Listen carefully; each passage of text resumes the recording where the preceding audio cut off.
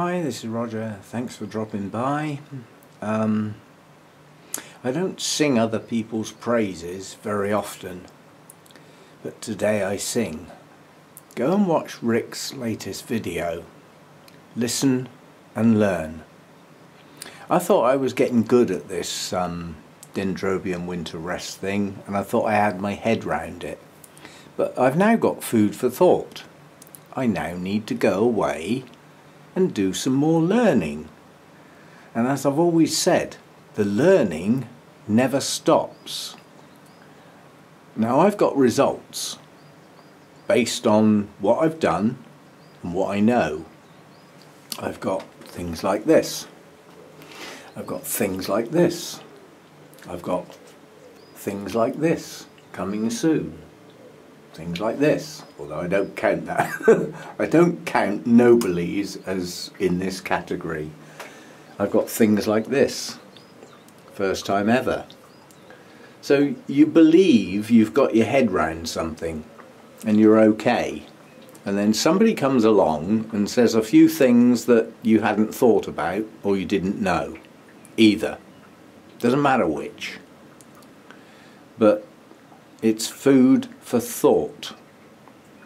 So as much as you learn and as much as you advance, there are times when you take a step backwards and go and do some more learning. I've now got to go and do that as a consequence. So yeah, don't ever believe you know everything, because somebody somewhere will have something that they know that you don't, and it's food for thought. It may have no effect on the type of orchid you grow, but for me my resting dendrobiums are important, and although I understand the way they work in the wild and the influences of their environment, you have to bear in mind that a lot of these dendrobiums are deciduous for a reason, the same as the trees are where they grow. It's because they have a harsher winter environment that they can't cope with. So they dump their leaves. They go into a form of dormancy. It's not true dormancy, but it's a rest, as we've always called it. But what brings them out of it? Is it the warmer temperatures? Is it the fact that the days are getting longer? Well, it's yes and no.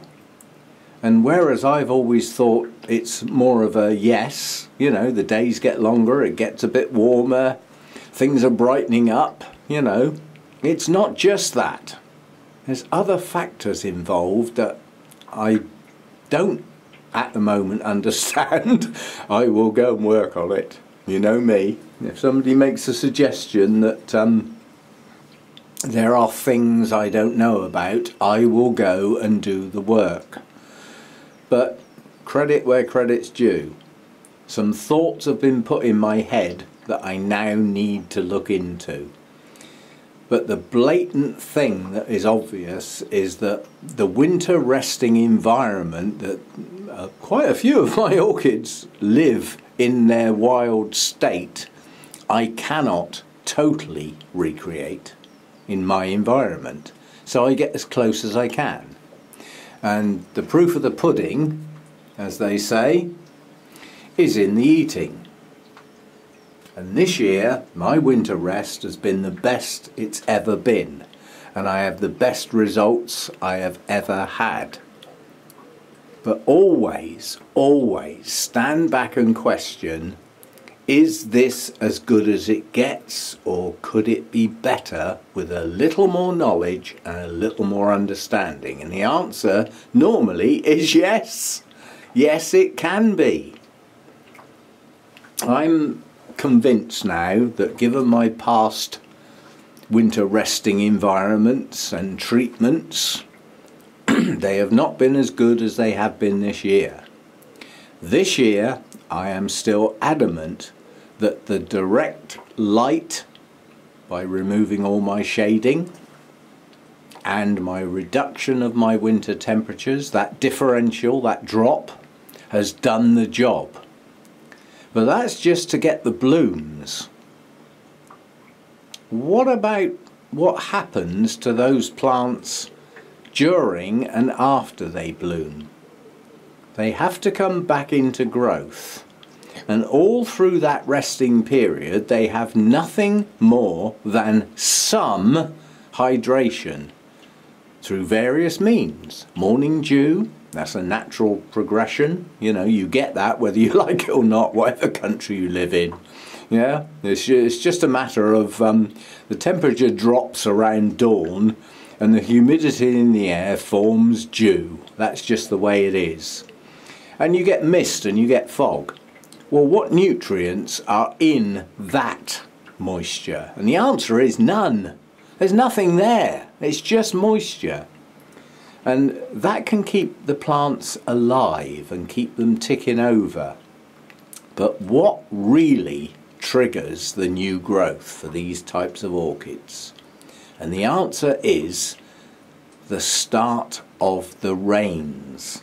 Because until it rains and starts washing down things out of the upper parts of the trees and monkey poo and bird poo and all that stuff, the nutrients are missing. And as we all know, the difference between mobile nutrients and non-mobile nutrients is really important. And if you want growth, you need calcium. And you ain't gonna get that from morning dew and mist and fog. It's missing. Where does it come from? It comes from when the rains start. So it's just down to the fact that you can get your blooms, you can do your winter rest, you can get your blooms. You know, that's important. If I didn't get that, I wouldn't grow the flipping thing. You know, it is as simple as that. But what happens at that point is up there at the base of the plant. And when those new growths start, they are missing elements of the nutrient spectrum. And the only way they get that is because the rains start washing that sort of stuff down, you know, out of the decaying leaves, like I said, monkey poo, bird poo, all that sort of stuff that they don't really get until those rains start. And when those rains start, that's when the growth starts. And at that point, the bit that can often be missing is that calcium.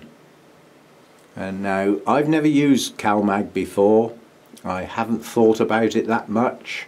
But this year, as my orchids come into growth, there's lots of it going on up there at the base of the plants. And if I want this and this and this next year, now is the time to get those growths going. And those growths will only get going if those non-mobile nutrients like calcium get in there and do their job. Otherwise your new growths are going to be weak, feeble, and in some cases fail miserably. So, like I said, I don't always sing other people's praises. I do like to do my own thing based on my own experience. But go and have a listen. It's important. Now, some orchids will respond differently. That is also important. Some orchids grow continuously, so that need for a sudden increase in certain nutrients is not really there. They need a constant supply, evenly balanced over the growing period, which is constant. But the types of orchids that slow right down and in some cases almost stop or even stop through that resting period, and that's not only dendrobiums, there's other types that are involved that I don't grow.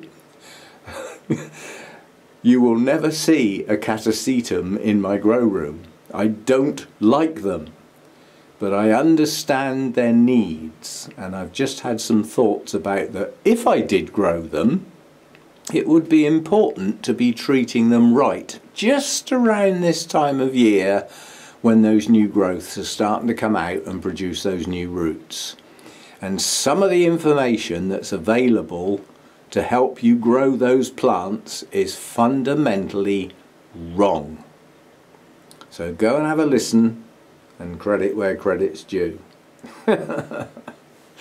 And that'll do. I just like to sing praises occasionally where I think it's deserved. And in this particular case, it's well deserved. And I do hope this information can continue for as long as possible. And you can read what you like into that. Thanks for dropping by. And if you've got these types of orchids that go into this semi-rest, full rest, total dormancy, understand what brings them out of it. It's not just the longer days, it's not just the increase in temperatures. There's things going on in those plants that would pay to know. And the information's out there, and at the moment it's in one place. And I'm grateful for that place. It's made me think. I've now got to go away and do some flipping work. As if I haven't got enough to do. But I enjoy it. I enjoy the research. I enjoy looking into things. And what I like more than anything is a trigger. Is a suggestion or some thoughts that comes from somebody else that makes me think and makes me go away and do that work. So work I will now have to do to a degree. I mean, I'm happy with my winter resting dendrobiums. They've done incredibly well this year. But the bottom line is always, are your orchids doing well?